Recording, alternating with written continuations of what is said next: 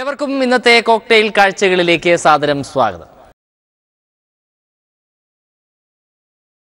അങ്ങനെ കൊച്ചിക്കാർക്ക് സിറ്റിയിലാണ് ജീവിക്കുന്നതെന്ന് ഊറ്റം കൊള്ളാം. ചുരുങ്ങിയ സമയം കൊണ്ട് മെട്രോ ഉണ്ടാക്കി കൊച്ചി സൂപ്പർ ആയിരിക്കുകയാണ്. ഒരു സുന്ദരൻ മെട്രോ ഉദ്ഘാടനത്തിന് തയ്യാറായി നിൽക്കുമ്പോൾ അവകാശം പറയാൻ മത്സരിക്കുകയാണ് കോൺഗ്രസും BJPയും. കോൺഗ്രസിന് അവകാശപ്പെടാൻ ചിലതൊക്കെ ഉണ്ട്. പണി കുറേയൊക്കെ അവരുടെ ഭരണകാലത്താണ് നടന്നത്. ഈ BJPക്ക് എന്താണ് ഇതിൽ അവകാശം എന്ന് മനസ്സിലാകുന്നില്ല. കേന്ദ്രത്തിൻ്റെ ഫണ്ടുണ്ട്, സമ്മതിച്ചു. അത് മോദിജി അനുവദിച്ച ഫണ്ടൊന്നും അല്ലതാനും. എങ്ങനെയെങ്കിലും ക്രെഡിറ്റ് തട്ടുക തന്നെ. മെട്രോയുടെ ഉദ്ഘാടനത്തിന് വിളിച്ചപ്പോൾ മോദിജിക്ക് വരാൻ സമയമില്ലായിരുന്നു. നാട് ചുറ്റിക്കറങ്ങി കഴിഞ്ഞിട്ട് സമയം വേണ്ടായോ? ഇപ്പോൾ ഒരു തീയതിയൊക്കെ റെഡിയായപ്പോൾ ക്രെഡിറ്റ് മുഴുവൻ മോദിജിക്ക് വേണമത്രേ. മെട്രോയൊക്കെ വന്നതോടെ കൊച്ചി സ്മാർട്ടായി.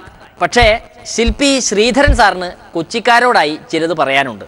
അതായത് മറ്റുള്ള സംസ്ഥാനക്കാരുടെ അത്രയും കൺട്രികളല്ല മലയാളികൾ, എന്നാലും അത്രയ്ക്കങ്ങ് മോശവുമല്ല. മെട്രോയെ വൃത്തിയും വെടിപ്പുമായി വെച്ചില്ലെങ്കിലാണ് കൊച്ചിക്കാർ അറിയാൻ പോകുന്നത്. എൻ്റെ അനുഭവത്തിൽ സാധാരണ മെട്രോ വന്നു കഴിഞ്ഞാൽ ആ നഗരത്തിലെ ഒരു ചേഞ്ച് ഇൻ സോഷ്യൽ ആറ്റിറ്റ്യൂഡ്, ആൾക്കാരുടെ ഭാവത്തിലും സ്വഭാവത്തിലും പെരുമാറ്റത്തിലൊക്കെ ഒരു മാറ്റം വരും. ആ ഒരു മാറ്റം നമുക്ക് കൊച്ചിയിൽ കൊണ്ടുവരണം ഈ മെട്രോ വഴിക്ക്. അതാണ് വലിയൊരു ആശയം. ശ്രീധരൻ സാറ് ഇത് പറയുമ്പോൾ പിന്നിൽ ഒരു കാര്യമുണ്ട്. അത്യാഡംബരത്തോടെ ഇന്ത്യൻ റെയിൽവേ ഈയിടെ ഒരു ട്രെയിൻ പുറത്തിറക്കി. പേര് തേജസ് എക്സ്പ്രസ്. പക്ഷേ ഓട്ടത്തിൻ്റെ ആദ്യ ദിനം തന്നെ ഡീസൻ്റായ യാത്രക്കാർ ട്രെയിനെല്ലാം കുത്തിക്കീറി വൃത്തികേടാക്കി. അമ്മാതിരി ഡീസൻസി ഒന്നും കാണിച്ചു പോകല്ലേ എന്നാണ് ശ്രീധരൻ സാർ ഉദ്ദേശിക്കുന്നത്. ഒരു മെട്രോ ഉപയോഗിക്കുകയാണെങ്കിൽ അതിൽ ഒരു ഡിസിപ്ലിൻ വേണം, ഒരു ഓർഡർലിനെസ് വേണം. പിന്നെ മെട്രോ നമുക്ക് കാണാൻ പറ്റും, അവിടുത്തെ സ്റ്റേഷനൊക്കെ വളരെ വൃത്തിയായിരിക്കും, ട്രെയിൻസൊക്കെ വളരെ വൃത്തിയായിരിക്കും. അപ്പോൾ എല്ലാ സ്ഥലങ്ങളും വൃത്തിയായി സൂക്ഷിക്കുന്ന ഒരു സ്വഭാവം നാട്ടുകാർക്ക് പകരണം. വെറും ഇതൊരു ഗതാഗത സൗകര്യം മാത്രമായിട്ട് നമ്മളെ കണക്കാക്കിയാൽ പോരാ. വളരെ പണം ചെലവാക്കി ചെയ്യുന്നത് ഒരു സംവിധാനമാണിത്. അതുകൊണ്ട് നാട് തന്നെ അങ്ങനെ മാറണം, ആൾക്കാരുടെ സ്വഭാവം മാറണം, പെരുമാറ്റം മാറണം. ഇതാണ് നമുക്ക് വേണ്ടത് ഈ മെട്രോ കൊണ്ട്. സ്വാമിയുടെ ലിംഗച്ഛേദ കേസിൽ ഓരോ ദിവസവും ഇപ്പോൾ ട്വിസ്റ്റ് വന്നുകൊണ്ടിരിക്കുകയാണ്. താനല്ല ലിംഗം ഛേദിച്ചതെന്ന് കാട്ടി കോടതിയിൽ കത്ത് കൊടുത്ത പെൺകുട്ടി താൻ തന്നെയാണ് ഛേദിച്ചതെന്ന് പ്രതിഭാഗം വക്കീലിനോട് പറയുന്ന ഓഡിയോ ഇപ്പോൾ പുറത്തായിരിക്കുകയാണ്. അങ്ങനെ ആകെ കൂടി കൺഫ്യൂഷൻ. സംഗതി എന്തായാലും സ്വാമിക്ക് നഷ്ടപ്പെടാനുള്ളതൊക്കെ നഷ്ടപ്പെട്ടു, അത്ര തന്നെ. അയ്യപ്പദാസനോട് നിർബന്ധിച്ച് സ്വാമിയുടെ അടുത്ത് പോകാൻ പറഞ്ഞാണ്. എന്നിട്ട് അടുത്ത് പോകാൻ പറഞ്ഞിട്ട് അപ്പം സ്വാമിയോട് ഞാൻ കുറച്ചു കാലമായിട്ട് ഇപ്പം മിണ്ടുന്നൊന്നും ഇല്ലായിരുന്നു. ഞാൻ അടുത്ത് ഒന്നും ചെയ്യില്ല. സ്വാമിക്ക് എന്നെ കണ്ടപ്പോ ഭയങ്കര സന്തോഷമായിരുന്നു. സ്വാമി എന്നെ ഇങ്ങനെ തവിള് ജസ്റ്റ് ആസ് നാച്ചുറൽ ആയിട്ട് എന്നെ തോളിലും തവിളിലും കല്ലിലും തട്ടുന്നത്. അപ്പം അങ്ങനെ ഒന്ന് തട്ടിയിട്ട് പറഞ്ഞു, എന്റെ കുഞ്ഞ് വന്നല്ലോ, എനിക്കറിയാമായിരുന്നു കുഞ്ഞ് വരുന്നൊക്കെ പറഞ്ഞു. ഭയങ്കര സന്തോഷത്തിലൊക്കെ ആയിരുന്നു. കിട്ടി? He bought it from somewhere. Okay. Yeah. ഒരു ദിവസം 2-3 ദിവസത്തിന് മുമ്പേ he just bought it എന്റെ കയ്യിൽ ഏൽപ്പിച്ചു. One thing I want to say, even though like I mentioned like I didn't have any sexual thing, but some favors they were there. I want to admit that also. കത്തി കൊണ്ടുണ്ടാക്കിയ മുറിവ് കത്തുകൊണ്ട് മാറുമോ എന്നതാണ് ചോദ്യം. വെറുതെ കിടന്നുറങ്ങുന്ന ആളുകളുടെ ലിംഗമൊക്കെ ഇങ്ങനെ ഛേദിക്കാൻ തുടങ്ങിയാൽ എങ്ങനെ മനസമാധാനമായിട്ട് ആളുകൾ കിടന്നുറങ്ങും? സ്വാമിജി വളരെ കാലമായിട്ട് ഷീസ് നോൺ ടു ഹിം. സ്വാമിജിയുമായിട്ട് നല്ലൊരു റിലേഷൻഷിപ്പ് ഉണ്ടായിരുന്നു. She was having A father and daughter relationship. അങ്ങനെ ഉണ്ടായിരിക്കുന്ന സമയത്ത് ഈ ചട്ടമ്പി സ്വാമിയുടെ ഇഷ്യൂസ് അവിടെ ഉണ്ടായിരുന്നു. ആ സമയത്താണ് ഈ പെൺകുട്ടിയായിട്ട് സ്വാമി വീട്ടുകാരോട്ട് അടുക്കുന്നത്. അത് കഴിഞ്ഞിട്ട് this girl had a relationship with a person by name Ayyappadas. പിന്നെ അയ്യപ്പദാസ് ഹാഡ് 2 other ഫ്രണ്ട്സ്. എന്നിട്ട് they had hatched a plan. എന്നിട്ട് ദേ ടോൾഡ് ഹർ. എന്നിട്ട് അവരെ ബ്രെയിൻ വാഷ് ചെയ്തിട്ട് പറഞ്ഞു ഇതുപോലെ സ്വാമിയുടെ ഉദ്ദേശം സ്വാമി ഇവരെ ഫൈനാൻഷ്യലായിട്ട് ഒരുപാട് ഫ്രോഡ് കാണിച്ചു.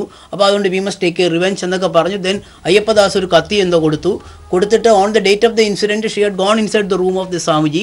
എന്നിട്ട് she try to cut the penis of Swamiji, but she was unable to do that. ഇനി പോയ വാരത്തെ ചില രസക്കാഴ്ചകളാണ്.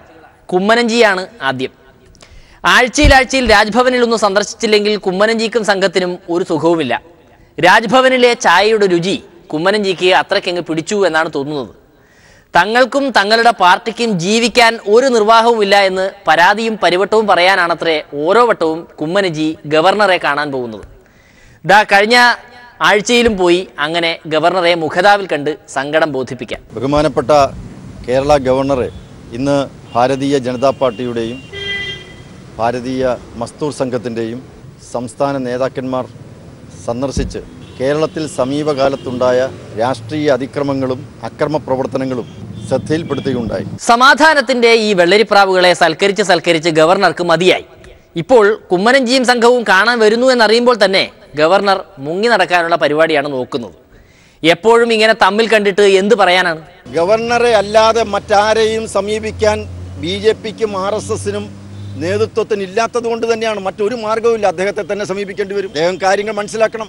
അദ്ദേഹത്തിൽ സമ്മർദ്ദം ചെലുത്താനേ പറ്റുകയുള്ളൂ. അദ്ദേഹത്തിൻ്റെ ഭാഗത്തുനിന്ന് നിലവിലുള്ള നിയമത്തിൻ്റെ അടിസ്ഥാനത്തിൽ പരിമിതികളും പരിധികളും ഒക്കെ കണക്കിലെടുത്തുകൊണ്ടാണെങ്കിൽ പോലും അദ്ദേഹത്തിൻ്റെ ഭാഗത്തുനിന്ന് ശക്തമായ നടപടി ഉണ്ടാകും എന്നാണ് ഞാൻ പ്രതീക്ഷിക്കുന്നത്.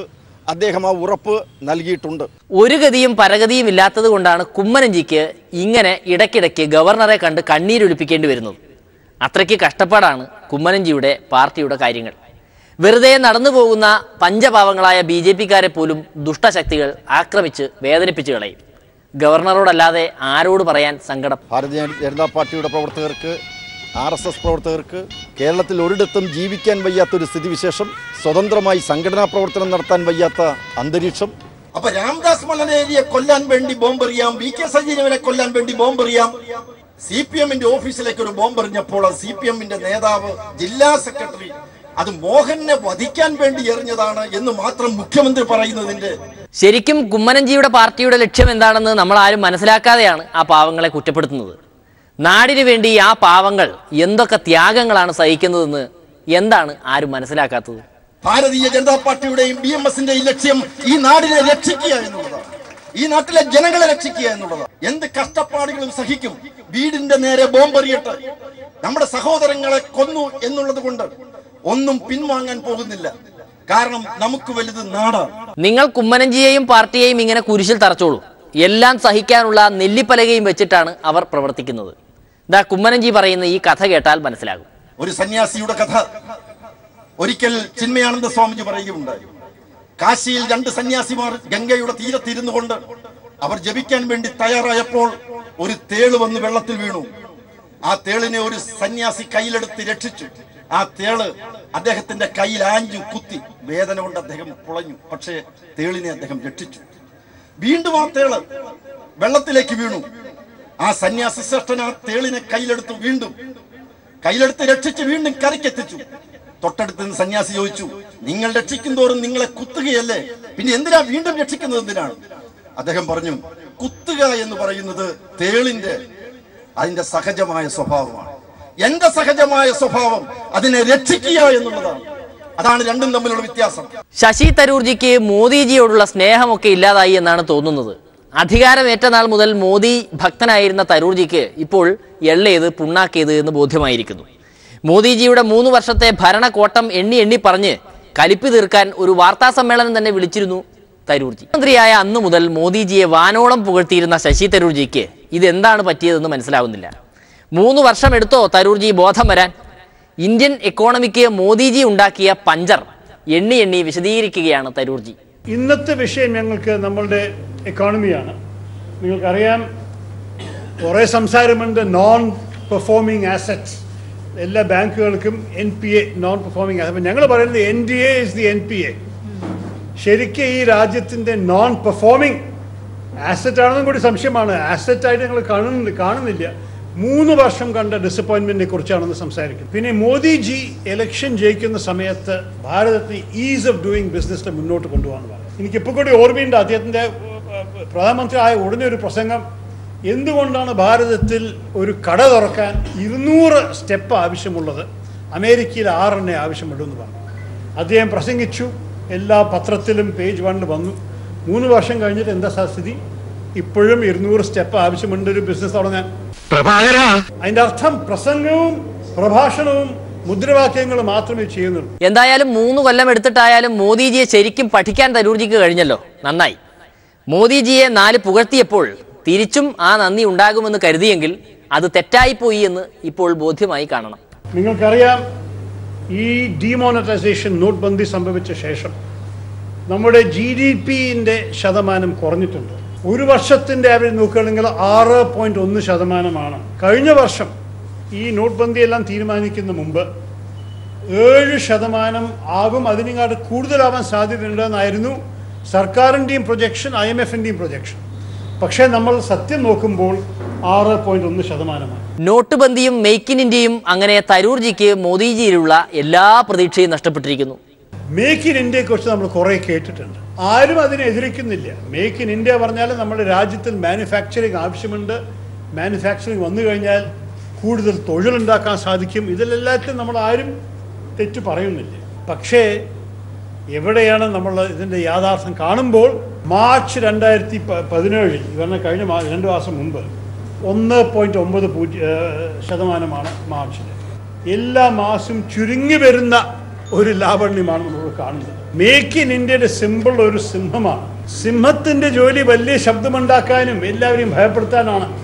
അപ്പോൾ സിംഹം വഴിക്ക് നമ്മളുടെ സാമ്പത്തിക വളർച്ച കണ്ടിട്ട് എല്ലാ രാജ്യങ്ങളും ഭയപ്പെടുന്നതാണ് അതിൻ്റെ ഒരു സിമ്പിൾ.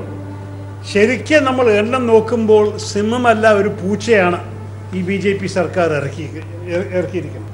അപ്പോൾ മേക്ക് ഇൻ ഇന്ത്യ നല്ലപോലെ പരസ്യം കൊടുക്കാനും മുദ്രാവാക്യങ്ങൾ ഇറക്കാനും ഫേസ്ബുക്കിലും അഡ്വർടൈസിങ്ങിലും നല്ല മീംസ് ഇറക്കാനുള്ള കഴിവുള്ള ഒരു പദ്ധതി മാത്രമായി പോരെ. ഒരൊറ്റ ചോദ്യം മതി ജീവിതം മാറി മറിയാനെന്ന് ഒരു പ്രമുഖ BJP MP തന്നെ പറഞ്ഞിട്ടുണ്ടല്ലോ. ജീവിതം മാറിയില്ലേലും വേണ്ടില്ല, തരൂർജിക്ക് മോദിജിയെക്കുറിച്ചുള്ള അഭിപ്രായം മാറിയല്ലോ. തരൂർജിയുടെ ചോദ്യം കേട്ടാൽ ഞാൻ ജനങ്ങളോട് ഒരൊറ്റ ചോദ്യം ചോദിക്കുന്നുണ്ട്. ഈ 3 വർഷത്തിൽ നിങ്ങളുടെ ജീവിതം എങ്ങനെയെങ്കിലും നന്നായിട്ടുണ്ടോ? ഈ 3 വർഷത്തിൽ തൊഴിലില്ലാത്തവർക്ക് ജോലി കിട്ടിയിട്ടുണ്ടോ? ഈ 3 വർഷത്തിൽ പോക്കറ്റിൽ പണമില്ലാത്തവരുടെ പോക്കറ്റിൽ ഇപ്പോൾ പണമുണ്ടോ?